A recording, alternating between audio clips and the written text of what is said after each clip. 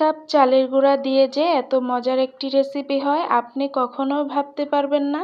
মুখে দিলেই মিলিয়ে যাবে, এত বেশি নরম তুলতুলে। আসসালামু আলাইকুম বন্ধুরা, স্বাগত জানাচ্ছি তোমাদের নতুন একটি রেসিপি দেখার জন্য। আশা করছি আজকের রেসিপিটিও তোমাদের কাছে ভীষণ ভালো লাগবে।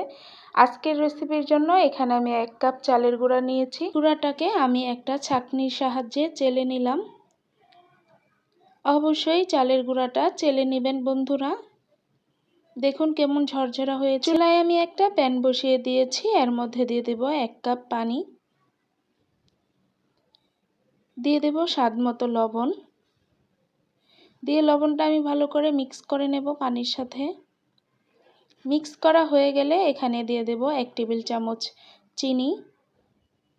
চিনিটাকেও আমি ভালো করে পানির সাথে মিক্স করে নেব।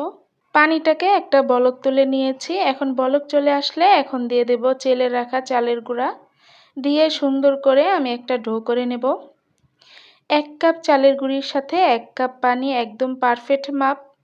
দেখুন বন্ধুরা, আমি নেড়ে চেড়ে একটা ডো করে নিয়েছি।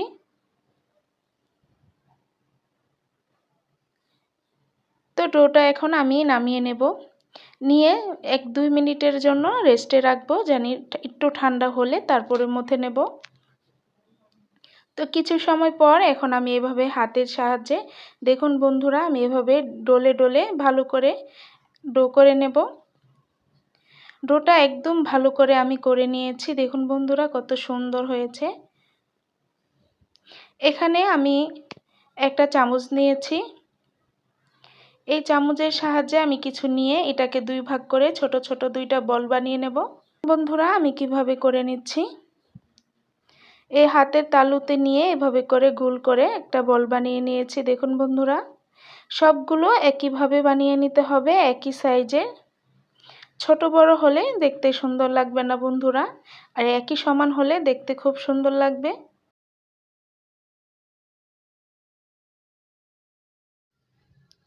দেখুন বন্ধুরা, অল্প কিছু ডো নিয়ে এভাবে হাতের তালুতে নিয়ে এভাবে ঘুরিয়ে নিলেই সুন্দর একটা বলাকার হয়ে যায়।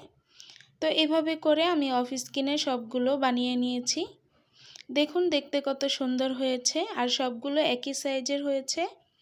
এখন আমি চুলায় আরেকটা প্যান বসিয়ে দিলাম। এখন দিয়ে দেব 2 কাপ পানি। 2 কাপ পানি দিয়ে আমি 2টা এলাচ দিয়ে দেব। এখন দিয়ে দেব 1/2 কাপ চিনি। চিনি দিয়ে পানিটার সাথে ভালো করে মিক্স করে নেব। মিক্স করা হয়ে গেলে এখন পানিটাকে একটা বলক তুলে নেব। পানিটা যখন বলক চলে আসবে তখন বানিয়ে রাখা নাস্তাগুলো দিয়ে দেব। এই নাস্তাগুলো ছোট বড় সবাই অনেক বেশি পছন্দ করবে, আর স্পেশাল গেস্টের জন্য তো হবে অসাধারণ।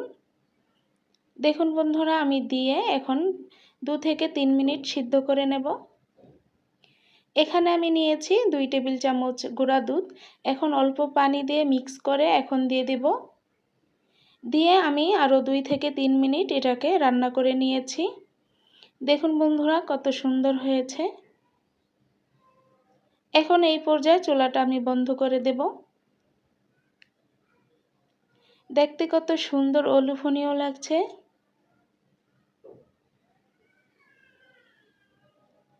এখন ঠান্ডা হয়ে গেলে আপনাদের সাথে একটু পরিবেশন করে দেখাবো। দেখুন বন্ধুরা, নাস্তাগুলো দেখতে কত সুন্দর ও লোভনীয় লাগছে। এই নাস্তাটি ছোট বড় সবাই অনেক বেশি পছন্দ করবে বন্ধুরা। একবার হলেও এই রেসিপিটি এভাবে ট্রাই করে দেখবেন। আজকের এই রেসিপিটি আপনাদের কাছে কেমন লাগলো অবশ্যই কমেন্টে জানাবেন। যদি ভালো লাগে আমার চ্যানেলটি সাবস্ক্রাইব করে আমার পাশে থেকে যাবেন বন্ধুরা। আর আমার চ্যানেলটি যারা সাবস্ক্রাইব করে পাশে আছেন তাদেরকে অসংখ্য ধন্যবাদ। আর যারা এখনও সাবস্ক্রাইব করেন নাই প্লিজ সাবস্ক্রাইব করে পাশে থাকবেন। সবাই ভালো থাকবেন।